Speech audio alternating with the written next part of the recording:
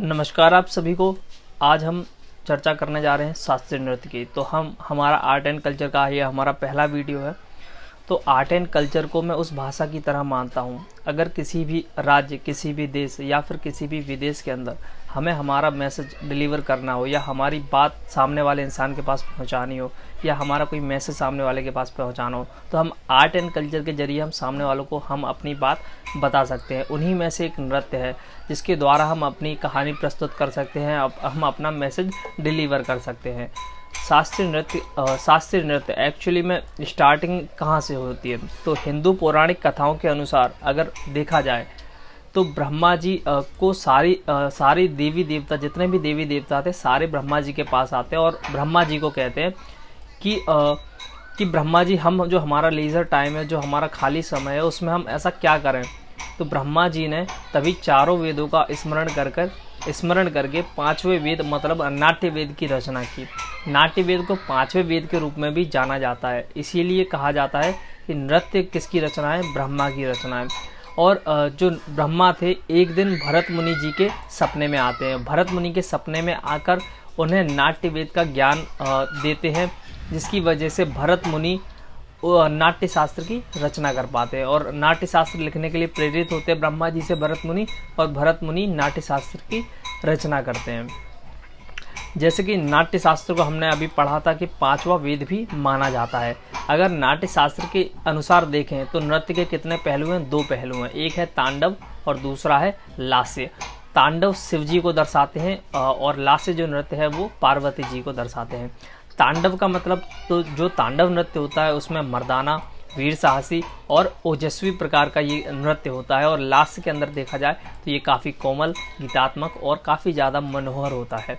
नृत्य क्या है? एक संपूर्ण कला है। तो तांडव और लास्य, एक तांडव जो है वो शिव जी से संबंधित है और लास्य जो है वो पार्वती जी से संबंधित है। हम बात करें नंदीकेश्वर के अभिनय दर्पण में, तो एक क्वेश्चन बनता है कि अभिनय दर्पण किसने लिखी? तो नंदीकेश्वर ने अभिनय दर्पण लिखी। अगर अभिनय दर्पण के अनुसार देखा जाए तो नृत्य को तीन तत्वों में विभाजित किया गया है: नृत्य और नाट्य। तो नृत्य क्या है? तो शुद्ध नृत्य, जिसमें मात्र और मात्र क्या हो? नृत्य हो। लेकिन नृत्य का मतलब क्या होता है? जिसके अंदर डांस तो हो ही, साथ में एक्सप्रेशन या फिर भाव हो। अगर नाट्य की बात करें तो इसके अंदर नाटकीय तत्व भी सम्मिलित होते हैं, जैसे कि कोई ड्रामा वगैरह। जैसे हमें कोई कहानी प्रस्तुत करनी हो तो हम नाट्य के जरिए उस कहानी को प्रस्तुत कर सकते हैं। तो तीनों जब मिल जाते हैं तब क्या एक जो संपूर्ण है नृत्य बन जाता है। अच्छा, तो ये रस है। रस कहाँ से प्राप्त होता है? तो नृत्य के जरिए ही रस की क्या होती है? हमें प्राप्ति होती है। नृत्य से ही उत्पन्न हुआ है रस। और कितने प्रकार के रस हैं जो नृत्य में उपयोग किए जाते हैं? तो 9 प्रकार के रस हैं, जिनमें से पहला श्रृंगार, जो कि प्रेम को दर्शाता है। हास्य, जो कि हंसी को दर्शाता है। करुणा, जो कि बिल्कुल एकदम करुणा को दर्शाता है। रौद्र रूप, चौथा जो है रौद्र रूप दर्शाता है। जैसा कि आप देख पा रहे हैं इमेज में, ये वीर, ये एकदम वीर साहसी की नृत्य को दर्शाता है।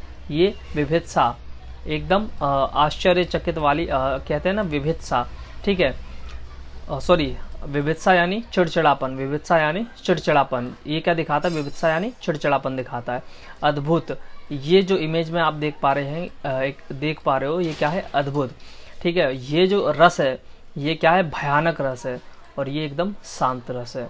तो शांत रस भी देखा, रौद्र रस भी देखा, श्रृंगार रस भी देखा। इस प्रकार टोटल 9 रस जो कि किससे उत्पन्न होते हैं? नृत्य से उत्पन्न होते हैं। अच्छा, मात्र हम जो नृत्य मुद्राओं के जरिए भी प्रस्तुत किया जाता है। नृत्य किसके जरिए प्रस्तुत किया जाता है? मुद्राओं के जरिए भी प्रस्तुत किया जाता है। और मुद्राएं कुल कितनी है? 108 है। ये अलग अलग प्रकार की आप मुद्रा देख पा रहे होंगे, ठीक है। ये सारी किस में यूज़ होती है? नृत्य में यूज़ करते हैं। अपनी बात को जैसे कि एक्सप्रेशन के जरिए तो कर सकते हैं, लेकिन और भी ये एक्सप्रेशन समझ में आए और भी नृत्य को समझपूर्ण बनाने के लिए ये मुद्राएं काम आती हैं। और मुद्राएं याद रखिएगा, नृत्य के अंदर मुद्राएं कितनी होती हैं? कुल 108 मुद्राएं होती हैं। अच्छा, अगर जो अभिनय है मतलब जो एक्सप्रेशन है, ये 4 वस्तुओं को दर्शाता है। जो डांस है हमारा 4 वस्तुओं को दर्शाता है। पहला अंगिका, मतलब हम जो हमारा नृत्य है वो हम अंगों के द्वारा भी दर्शाते हैं। जैसा कि हमने देखा मुद्राओं द्वारा और हम अपने नवरस के द्वारा क्या दर्शाते हैं, मतलब अपने नृत्य को दर्शा सकते हैं। एक हो गया हमारा अंगिका, मतलब अपने बॉडी पार्ट्स द्वारा। दूसरा है सात्विक, मतलब एक्सप्रेशंस द्वारा। हम किसी भी चीज़ को एक्सप्रेशन द्वारा, हम अपने मैसेज को एक्सप्रेशन द्वारा भी क्या कर सकते हैं, डिलीवर कर सकते हैं, सात्विक। तीसरा है आहार्य। आहार्य मतलब वस्त्र। वस्त्र बहुत ज़्यादा जरूरी हो जाते हैं नृत्य में। जैसे कि कृष्ण भगवान की कहानी है तो कृष्ण भगवान के वस्त्र पहनेंगे, मोर पंख लगा ले, जैसे समझ में आ जाएगा कि कैरेक्टर जो है वो कृष्ण भगवान है। तो वस्त्रों के द्वारा भी हम नृत्य को और अच्छे से समझ सकते हैं, बेहतरीन ढंग से समझ सकते हैं। फिर आता है वाचिका। बिल्कुल हर एक नृत्य में संगीत या फिर उनके द्वारा किया जाने वाला पाठ, ये बहुत ही ज़्यादा क्या होता है, महत्वपूर्ण होता है। ठीक है, तो ये अंगिका, सात्विक, आहार्य, वाचिका, इस प्रकार चार जो अभिनय है, ये चार वस्तुओं को अभिनय दर्शाता है। अब हम बात करेंगे भरत मुनि। भरत मुनि ने ही क्या की थी, नाट्य शास्त्र की रचना की थी। शुरुआत में हमने देखा था किस प्रकार ब्रह्मा जी के द्वारा भरत मुनि को ज्ञान दिया गया और भरत मुनि ने फिर नाट्य शास्त्र की रचना की थी। और ये जो अगर भारत की नृत्य कला को देखा जाए, गौर करिएगा, भारत की अगर नृत्य कला को देखा जाए तो दो भागों में बांटा हुआ है। एक होता है शास्त्रीय नृत्य, दूसरा है लोक नृत्य या जनजातीय नृत्य। शास्त्रीय नृत्य के अंदर रूल्स और रेगुलेशन काफ़ी ज़्यादा होते हैं, जैसे कि शास्त्रीय नृत्य की जानकारी है वो हमारे शास्त्रों में भी है। लेकिन लोक एवं जनजातीय नृत्य जो होता है ये अपने फीलिंग्स को क्या करता है, एक्सप्रेस करता है। इसमें ज़्यादा रूल्स और रेगुलेशन होते नहीं है। जैसे कि किसी शादी बारात में जा रहे हो, नृत्य कर रहे हो, या फिर नॉर्मल कोई फंक्शन हो तो उसमें नृत्य कर रहे हैं, तो ये कैसा लोक नृत्य या जनजातीय नृत्य कहलाता है। फिर हम बात करेंगे शास्त्रीय नृत्य, जहाँ शास्त्र सम्मत एवं शास्त्रानुशासित होता है। जैसा कि अभी हमने सुना कि शास्त्रीय नृत्य जो है वो बिल्कुल शास्त्रों के अनुसार चलता है। ठीक है, जो किताबों में दिया गया है पूरी जानकारी जो है उसी के अनुसार चलता है, रूल्स और रेगुलेशन के हिसाब से चलता है। वहीं अगर लोक और जनजातीय नृत्य की बात की जाए तो वहाँ पर जो अलग अलग राज्य हैं उनकी स्थानीय या फिर उनके स्थान के अनुसार या फिर उनके जनजातियों के द्वारा वो नृत्य संचालित किया जाता है और इनमें कोई भी नियम या अनुशासन नहीं होता है।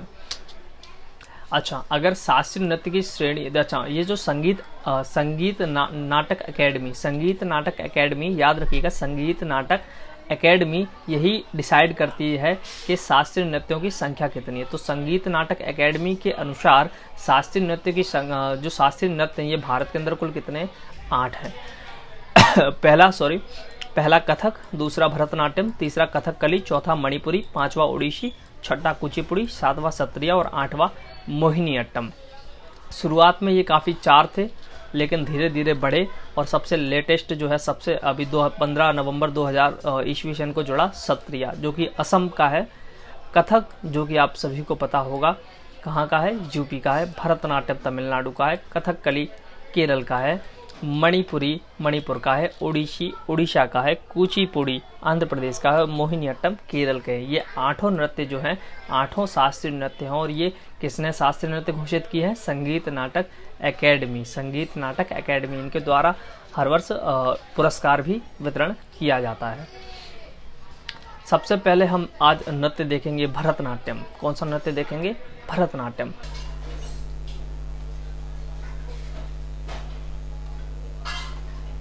तो भरतनाट्यम को समझने से पहले हम भरतनाट्यम की जो बैकग्राउंड स्टोरी है उसको समझेंगे। तो भरतनाट्यम शुरुआत में सादिर व दासीअट्टम के नाम से जाना जाता था। एक्चुअली में जो सादिर नृत्य है ये देवदासियों द्वारा किया जाता है। आपके मन में सवाल हो रहा होगा कि देवदासी क्या है। तो देवदासी वह हैं जिन्होंने जो छोटी छोटी उम्र की बच्चियां हुआ करती थी, उनकी परिवार की मन्नत पूरी हो जाने पर वो परिवार वाले उन छोटी बच्चियों को मंदिर में सौंप दिया करते थे और वे बचपन से ही अपने भगवान को स्वामी मान लेती थी और उनकी सेवा करती थी। और वे आगे वही क्या कहलाती थी, देवदासी कहलाती थी। हालांकि देवदासियों का शोषण भी काफ़ी ज़्यादा हुआ है, ऐसा पाया जाता है। अगर हम सादिर नृत्य की बात करें तो सादिर नृत्य पर बैन भी लगाया गया था और ये देवदासियों द्वारा किया जाता था, इसीलिए इसका नाम दासी अट्टम भी था। सादिर जो नृत्य है ये 1932 में वापस कृष्णन अय्यर और रुक्मणी देवी अरुणडेल ने इस नृत्य को जीवित किया। एक्चुअली में इन्होंने 1932 के करीब काफ़ी ज़्यादा प्रयास किए और इस नृत्य को नया नाम दिया गया भरतनाट्यम। ऐसा कहा जाता है कि भरत मुनि द्वारा रचित नाट्य शास्त्र से नाम आया। और काफ़ी जगह कहते हैं कि भा से भाव, र से राग और ता से ताल, इस प्रकार भरत बना। ठीक है, और नाट्यम का मतलब होता ही है डांस। इस प्रकार भरतनाट्यम बना। अलग अलग थियोरी, अलग अलग मैथोलॉजी से ये थियोरी पाई जाती है। अगर हम बात करें अंतिम देवदासी की, तो अंतिम देवदासी जो थी मुठु कन्नामल, ये अंतिम देवदासी थी। आपको एक नाम याद रखना है, नंदीकेश्वर, ठीक है। ये हम पहले भी चर्चा कर चुके हैं। नंदीकेश्वर ने एक पुस्तक लिखी है, ग्रंथ लिखा है अभिनय दर्पण, जिसके अंदर भरतनाट्यम की तकनीकियों के बारे में दर्शाया गया है और काफ़ी ज़्यादा जानकारी हमें मिलती है। भरतनाट्यम नृत्य के संगीत की बात करें तो देखो, भरतनाट्यम के अंदर जो वाद्य यंत्र जो बजाते हैं, जिसमें से वाद्य मंडल में एक गायक होता है, एक बांसुरी, एक मृगंदम वादक और एक वीणा वादक और एक करताल वादक होते हैं, ठीक है। भरतनाट्यम नृत्य में एक कविता का पाठ करने वाला भी होता है, उस व्यक्ति को नडन्व नार कहते हैं। ये नाम याद रखिएगा, नडन्व नार किसे कहते हैं, तो भरतनाट्यम जो नृत्य के कविता का पाठ करता है उसे नडन्व नार कहते हैं, ठीक है। बट ये भी याद रखिएगा, इसमें किस किस का गायक, एक गायक होता है, बांसुरी वादक होता है, मृगंदम, वीणा और करताल वादक पाए जाते हैं। भरतनाट्यम में शारीरिक क्रियाओं को देखा जाए तो शारीरिक क्रियाओं के हिसाब से 3 भागों में बांटा गया है, समंगम, अभंग और त्रिभंग।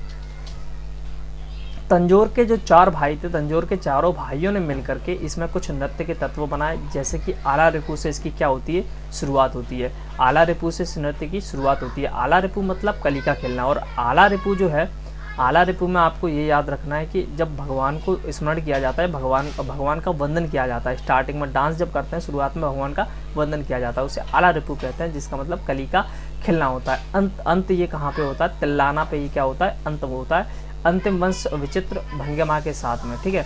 तो अंतिम जो तत्व है वो क्या है, तिल्लाना। अगर मैं भरतनाट्यम की बात करूँ किनके द्वारा किया जाता है, तो ये एकल स्त्री द्वारा किया जाता है।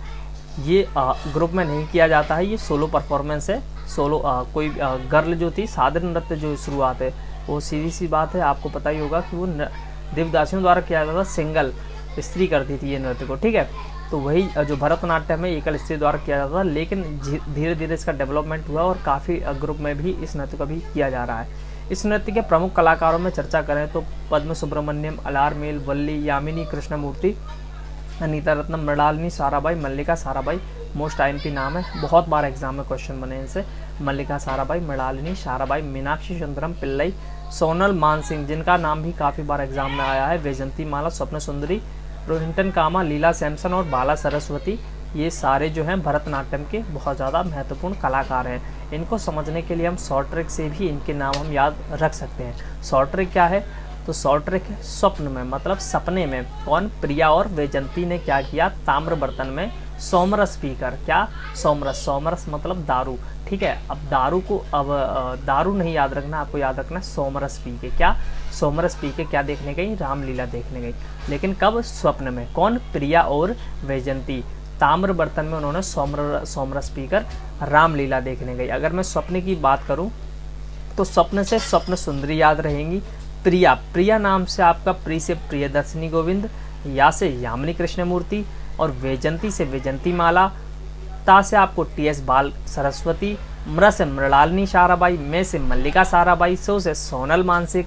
माँ से मालविका सरकार, र से रुक्मणी देवी अरुंडेल, सा से एस के सरोज, पी से पद्मा सुब्रमण्यम, के से कोमल वर्धन, राम से राम गोपाल और लीला से लीला सैमसन। और रुक्मणी देवी अरुंडेल काफ़ी ज़्यादा महत्वपूर्ण थी क्योंकि इनके प्रयासों से ही भरतनाट्यम को पुनः जीवित किया गया। और रुक्मणी देवी जी थी, इनका क्वेश्चन भी बना है लास्ट टाइम एग्जाम में एसएससी के अंदर, तो ये काफ़ी ज़्यादा महत्वपूर्ण नाम है इसमें से। और ये काफ़ी ज़्यादा सरल है याद करना क्योंकि ट्रिक भी काफ़ी सरल है। स्वप्न में प्रिया और वैजंती ताम्र बर्तन में सोमरस पी के रामलीला देखने गए, ठीक है। आई होप आप आज के लिए वीडियो इतना ही रखते हैं, और ये वीडियो है आगे कुचिपुड़ी, कथकली, भरतनाट्यम, बाकी के जो शास्त्रीय नृत्य हैं उनकी आगे आने वाली वीडियो में चर्चा की जाएगी। आई होप ये वीडियो आपको अच्छा लगा हो, आपको आप आने वाले एग्ज़ाम में काफ़ी ज़्यादा हेल्पफुल होगा। तो इस वीडियो को समाप्त करते हैं। जय हिंद, वंदे मातरम।